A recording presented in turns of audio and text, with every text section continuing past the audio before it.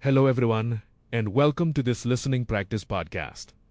I am really glad you are here today. This channel is designed to help you improve your English listening skills in a calm and comfortable way. You can listen actively, or you can just relax and let the language flow. Today's episode is made for intermediate learners, but advanced learners can also enjoy it. Before we begin, let me briefly tell you what we are going to talk about today. In this episode, we will discuss the topic of daily habits and routines. First, we will talk about what habits are and why they are so important in our lives. Then, we will look at how habits are formed and why some habits are easy to build while others are very hard to change. After that, we will talk about good habits and bad habits and how they influence our physical health, mental health, and productivity. Finally, we will discuss practical tips on how to build better habits and break harmful ones. At the end of the episode, I will summarize the main ideas and say goodbye to you.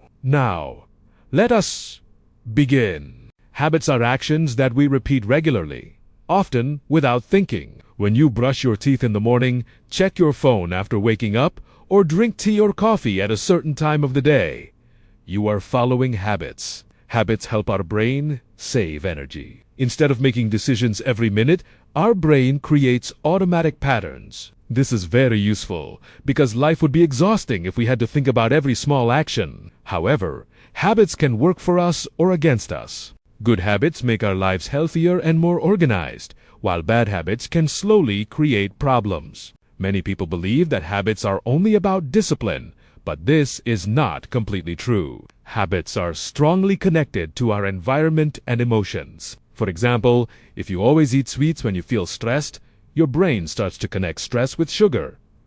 Over time, this behavior becomes automatic. The same thing happens with positive habits. If you feel calm and satisfied after reading a book before sleep, your brain will want to repeat this action again and again. Scientists say that habits usually consist of three parts. The first part is a trigger. This is something that starts the habit. It can be a time of day, an emotion, a place, or even another person. The second part is the action itself, which is the habit.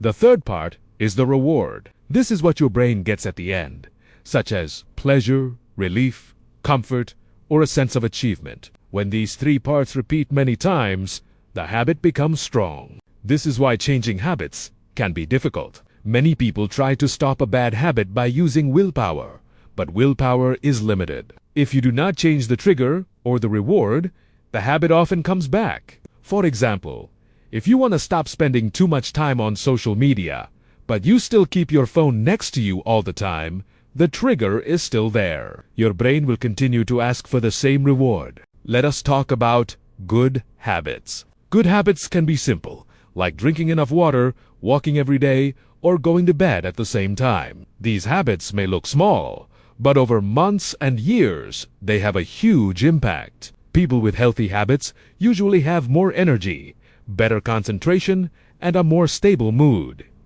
Good habits also create confidence. When you keep promises to yourself, even small ones, you start to trust yourself more. Bad habits, on the other hand, often give fast pleasure, but long-term problems. Smoking, overeating, procrastination, or constantly checking notifications can feel good in the moment, but they slowly damage our health, focus, and motivation. The most dangerous part of bad habits is that they often feel normal. People may not even notice how much time or energy they are losing until the consequences become serious. Now let us move to the practical part. How can we build better habits and break bad ones?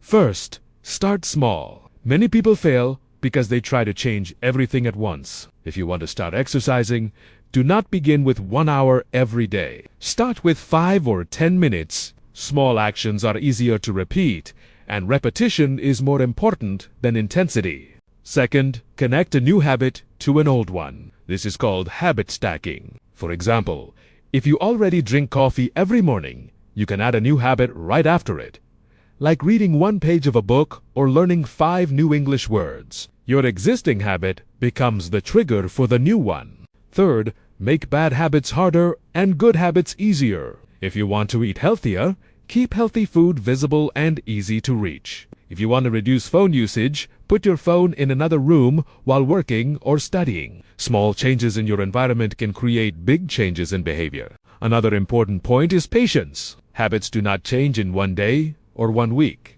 Some days you will fail, and that is normal. Failure does not mean you are weak. It means you are human. The key is to return to the habit as soon as possible and not give up completely. Finally, remember why you want to change. Habits are not just actions, they are connected to identity. Instead of saying, I want to read more, you can say, I want to be a person who reads every day. When a habit becomes part of who you are, it becomes much stronger. Now let us summarize today's episode. We talked about what habits are and why they are important. We discussed how habits are formed through triggers, actions, and rewards. We looked at the difference between good habits and bad habits and how they affect our lives. We also shared practical tips on how to build positive habits and reduce negative ones. I hope this episode gave you something useful to think about and also helped you practice your English listening skills. Thank you very much for listening to this podcast. If you found it helpful, come back for the next episode, where we will explore a new topic and continue improving your English together. Take care, keep practicing, and see you next time.